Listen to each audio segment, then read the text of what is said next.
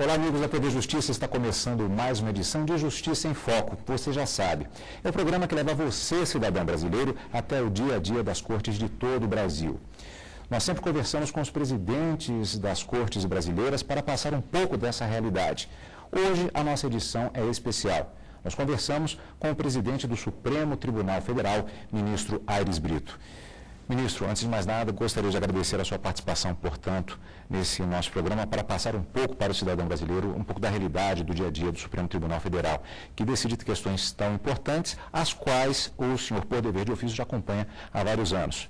Na condição de jurista, no meio acadêmico e há cerca de 9 anos também como ministro do Supremo Tribunal Federal. E aí eu faço a primeira pergunta. Cerca de um mês agora na presidência da Suprema Corte Brasileira. Isso muda alguma perspectiva em relação a prioridades de gestão? A prioridade das prioridades para mim é a Constituição. Aplicar a Constituição Federal. E retirar dela as prioridades que estão nela, né? Portanto, retirar da Constituição as prioridades que nos servirão de políticas públicas judiciárias. Há uma perspectiva, do ponto de vista do cidadão brasileiro, de uma falta de conhecimento, tanto no meio político quanto do cidadão comum, em relação à Constituição, se refletindo na sua posse, quando o senhor distribuiu, inclusive, uma Constituição brasileira? Sim. Nós temos uma Constituição de muito boa qualidade. Somos, juridicamente, um país primeiro-mundista. A nossa Constituição é principiológica, se estruturou a partir dessa ideia-força, dessa fórmula, não é, de organização do Estado e da sociedade e do governo, chamada democracia. Contra dificuldades ainda hoje, quase 24 anos depois de sua promulgação, para se tornar uma realidade. Ainda há o paradoxo de se aplicar, por modo retrógrado, retrocessivo, uma Constituição progressista. Ministro, alguns assuntos, eles são, por natureza, eles chamam muito a atenção do cidadão brasileiro, como, por exemplo, é o caso da expectativa que existe agora para o chamado caso do mensalão. Como o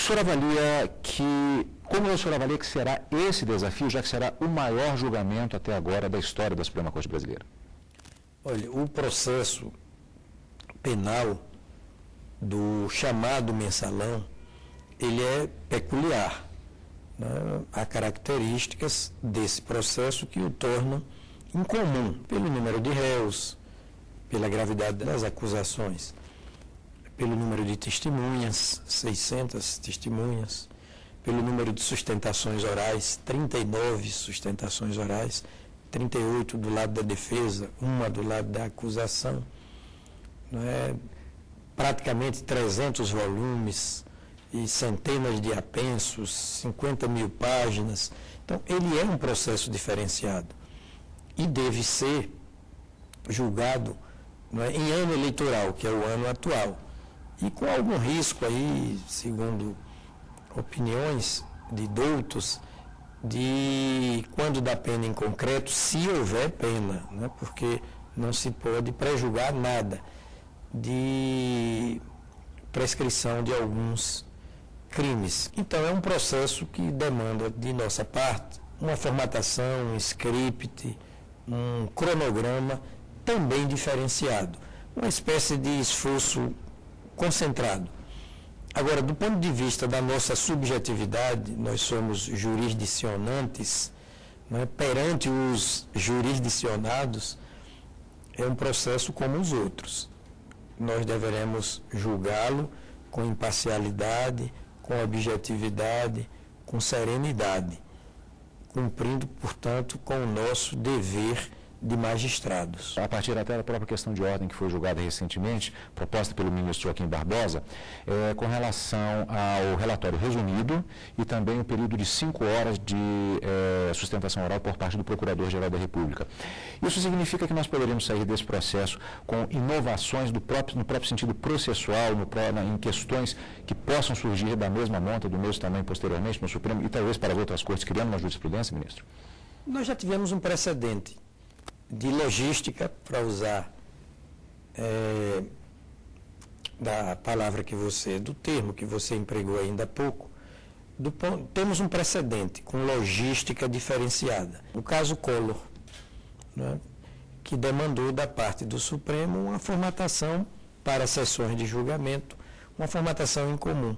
Inclusive, ocupando mais de uma jornada de trabalho, salvo engano, de manhã e de tarde, e em dias não exatamente coincidentes com as sessões ordinárias do Supremo Tribunal Federal. Há um período que nós vivemos agora que é justamente uma cobrança no papel do magistrado em suas diversas formas. A questão da transparência, por exemplo, que é colocada por parte do Poder Judiciário. Eu perguntaria, coincidindo que nós estamos no ano em que a TV Justiça ela completa um período de 10 anos. Considerando isso, considerando a perspectiva eleitoral, considerando esse tipo de julgamento que será transmitido ao vivo, isso faz com que o cidadão brasileiro possa acompanhar mais fortemente o andamento de julgamentos como esse e outras decisões do Supremo? Sim. A publicidade, né, enquanto mais do que divulgação dos atos do poder, enquanto transparência, né, dos atos do poder público, inclusive dos atos do poder judiciário, a publicidade se tornou um pilar da democracia. É o poder visível, né? Como dizia Norberto Bobbio, democracia é o governo do poder público em público, vale dizer, perante o público. O público tem o direito de saber como trabalham os ministros da Suprema Corte aqui no Brasil, quanto trabalham, né? Quando trabalham, de que forma os ministros trabalham. Isso dá mais legitimidade à nossa decisão. E sem que isso signifique que nos tornemos reféns, vassalos da opinião pública. Nós somos experientes o suficiente, amadurecidos, curtidos na vida, para não nos deixar impressionar com os holofotes, né, com a chamada sedução da mídia. Isso não nos influencia absolutamente em nada. Eventualmente até há quem critique um pouco, inclusive até no meio acadêmico, há debates em relação a essa questão da própria transmissão ao vivo das sessões plenárias do Supremo Tribunal Federal. E já houve, tempos não tão distantes assim, questionamentos no sentido de se isso não deveria ser modificado. Eu lembro que à época houve declarações, inclusive do ministro, dizendo que esse era um processo irreversível, um processo de transparência. Viagem sem volta. Permanece da mesma maneira, ministro? Permanece, é viagem sem volta. Tudo que serve, né, aos propósitos democráticos de transparência, de visibilidade, veio para ficar. A democracia tem muitos conteúdos. Ela é o princípio estruturante por excelência do Estado, da sociedade e do governo brasileiros. E ela tem muitos conteúdos. Um dos conteúdos da democracia, por exemplo, é a República. República é o nome que a democracia toma quando vista do ângulo da divisão do poder político por 3 órgãos elementares do Estado: o Legislativo, o Judiciário e o Executivo. Federação é o nome que a democracia toma quando visualizada sob o prisma da divisão espacial, geográfica do poder político. O poder político de legislar, de governar e até de julgar, entregue, não é, a pessoas estatais de base geográfica e natureza política. A democracia significa a afirmação dos direitos fundamentais, quando vista, analisada, não é, do ângulo dos direitos à liberdade, à igualdade, à fraternidade, à participação na vida política do país, quando eleitoralmente da formação dos quadros dirigentes nos municípios, nos estados, na União, no Distrito Federal.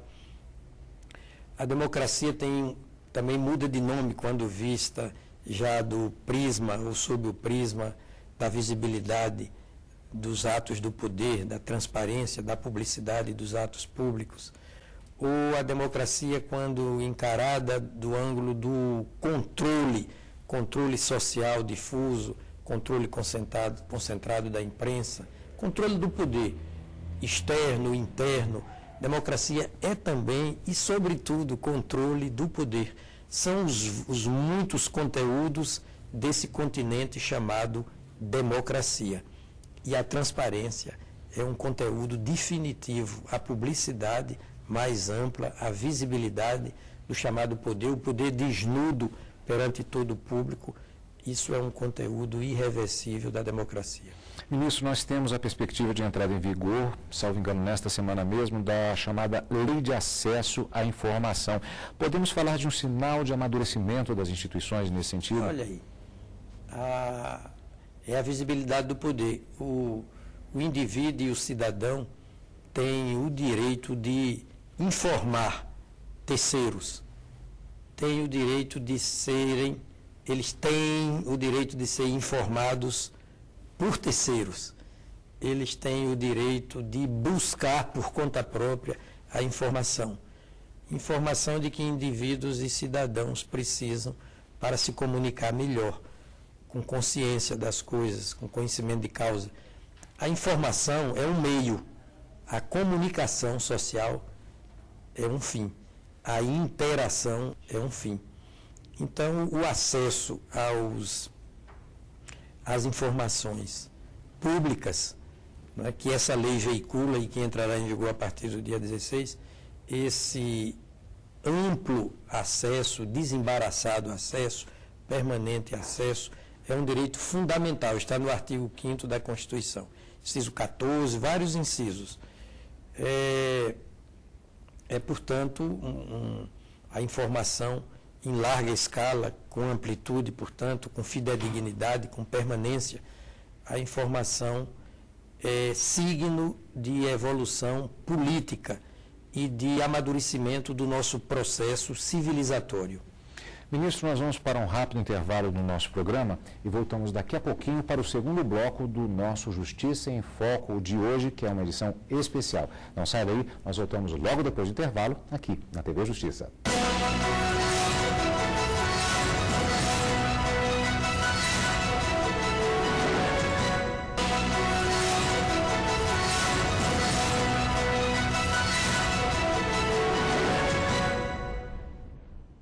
Olá, amigos da TV Justiça, estamos de volta com o nosso Justiça em Foco de hoje, edição especial. Estamos conversando com o presidente do Supremo Tribunal Federal, ministro Aires Brito.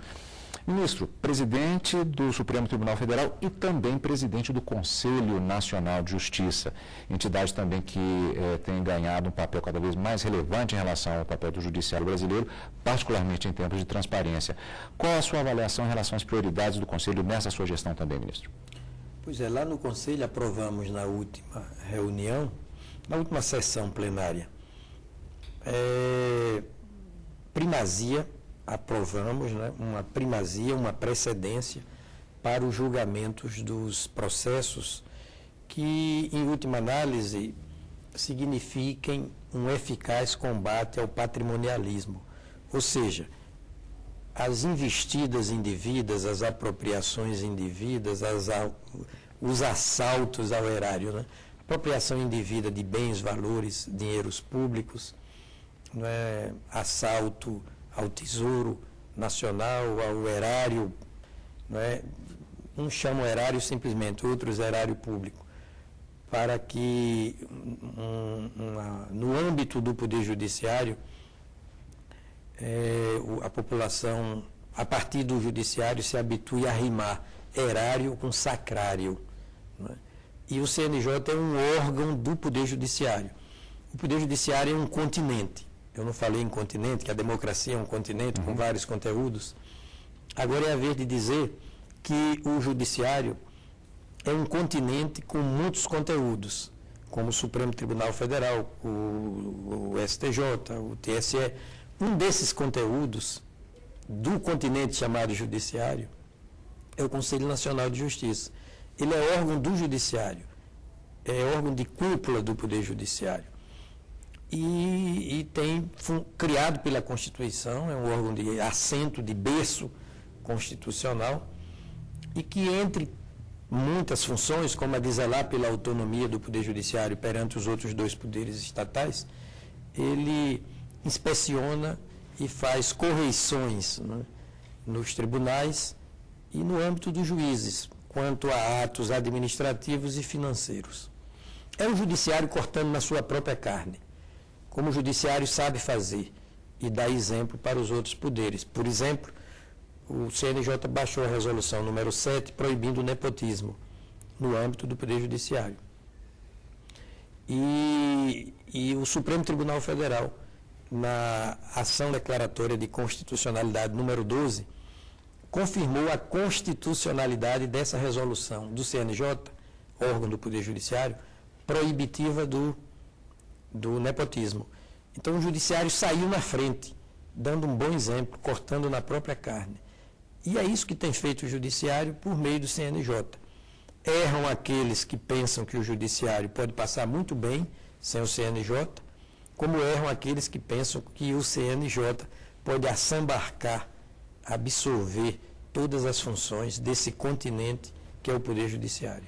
Houve muitos debates à época da criação do Conselho Nacional de Justiça. Hoje em dia pode-se dizer que ele é um elemento concreto, atuante, portanto, dentro desse enorme continente que é a democracia? Sim, ele veio para solver déficits de republicanismo, digamos assim, controle, visibilidade no âmbito do Poder Judiciário e déficits também de eficiência. Daí as metas de produtividade estabelecidas pelo CNJ. O CNJ se encaixa na ossatura, na estrutura do Poder Judiciário de modo absolutamente necessário. Hoje, CNJ e Poder Judiciário são como o olho e a pálpebra, né? Unha e carne, né? Veias e sangue. Os dois estão juntos, um precisa do outro. E, aliás, não há como distinguir mesmo não, porque um é continente, Poder Judiciário, o outro é conteúdo, CNJ.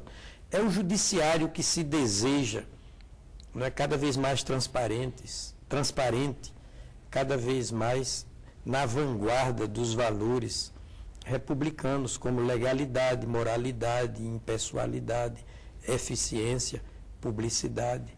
E o CNJ ajuda o Poder Judiciário, ele que é também Poder Judiciário, a zelar pela eficácia desses valores constitucionais, sobretudo os republicanos, que dão sentido, grandeza, propósitos à vida de cada um de nós e de todos. Ministro, há um âmbito também administrativo em relação às atribuições da presidência do Supremo Tribunal Federal e também a questão salarial. E houve uma reunião recente com os presidentes do Superior Tribunal de Justiça e do Tribunal Superior do Trabalho.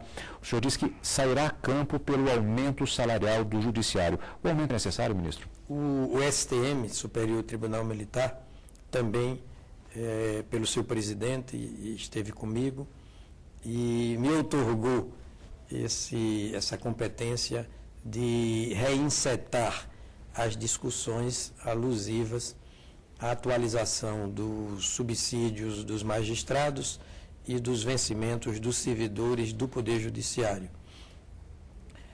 A Constituição trouxe claramente, não é, normas assecuratórias da profissionalização do Poder Judiciário. Ele é o poder mais profissionalizado da República. Ele é totalmente profissionalizado, o único, aliás. Por quê? Porque cargo político eletivo não é profissão. Ele é o poder mais exigido na hora do recrutamento dos seus membros, que são, não é, reconhecidamente detentores de conhecimentos técnicos refinados. É um poder preparado profissionalmente, tecnicamente. É um poder devotado à causa pública. Nós sabemos que o Judiciário vive a braços com milhões de ações. Só o Supremo Tribunal Federal, no ano passado, julgou 97 mil, em torno disso, ações. Por isso que eu fiz aquela brincadeira, né? Senhor, não nos deixeis cair em tanta ação. O Judiciário é aquele de quem mais a população cobra e o menos perdoado pela população quando ele incorre em desvios. É o poder que conhece, que sofre mais vedações. Não pode participar de custas processuais, emolumentos, não pode fazer greve, não pode se sindicalizar, não pode se filiar a partido político, né, o membro do Poder Judiciário, não pode comerciar. É o poder, portanto, mais cobrado pela própria Constituição, no sentido de exercício praticamente exclusivo da função pública. A única exceção é o magistério, Então, o Poder Judiciário precisa ser bem remunerado. A carreira precisa ser atrativa. Não é? Senão, há uma temerária desprofissionalização do Poder Judiciário e uma debandada de servidores e de juízes esvaziando esse poder que é a maior âncora de confiabilidade do país. Porque é o poder que não governa, mas impede o desgoverno dos outros, eventualmente. É o poder que não manda pela força militar, pela força física, mas é o que impede os desmandos eventuais também dos outros poderes. É o poder que controla os outros dois e por isso não pode se descontrolar. Ele não pode se descontrolar, não pode se desmandar, não pode se desgovernar.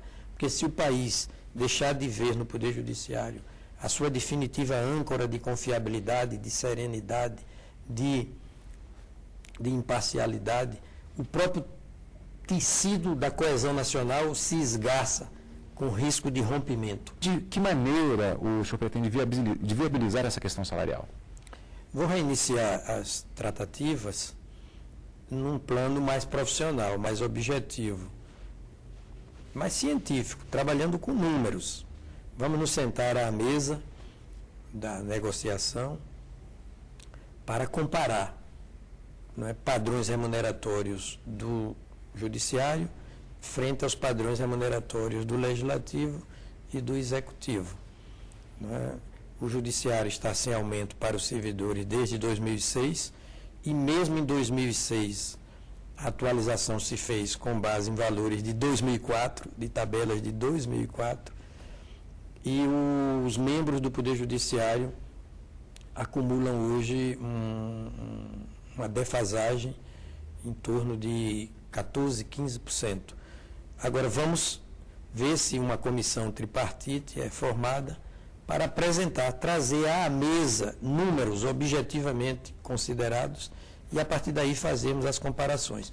Num patamar, portanto, numa plataforma mais objetiva, mais profissional, né, mais científica, até trabalhando esses números. Ministro, passando por uma questão um pouco diferente, digamos assim, que foi uma homenagem prestada por índios chavantes. Essa homenagem acho que o ministro não estava esperando, né? Não estava e fiquei muito feliz. Esse componente indígena do nosso sangue, da nossa cultura, da nossa formação histórica, é motivo de orgulho nacional. Os índios têm uma mundividência, uma cosmovisão, um modo de ver e praticar a vida que toca as raias da sapiência. É preciso aprender com eles. E eles fizeram aqui uma dança tão coreograficamente estética, não é, tão sonora e tão original, tão brasileira. Os índios brasileiros, eles nos precederam a todos nós, né, e defenderam as fronteiras nacionais, defenderam a integridade do país, têm um sentimento de brasilidade muito arraigado. Para eles a terra não é um bem conversível em pecúnia ou intracommercium, não. Para eles a terra é um ente, é um espírito protetor, é um totem horizontal, é uma razão de viver, é uma alma, é um princípio espiritual. O devotamento deles à terra é tão grande que eles não vendem nem trocam sua terra. Eles dizem, se sairmos daqui, os nossos ancestrais não nos acompanham.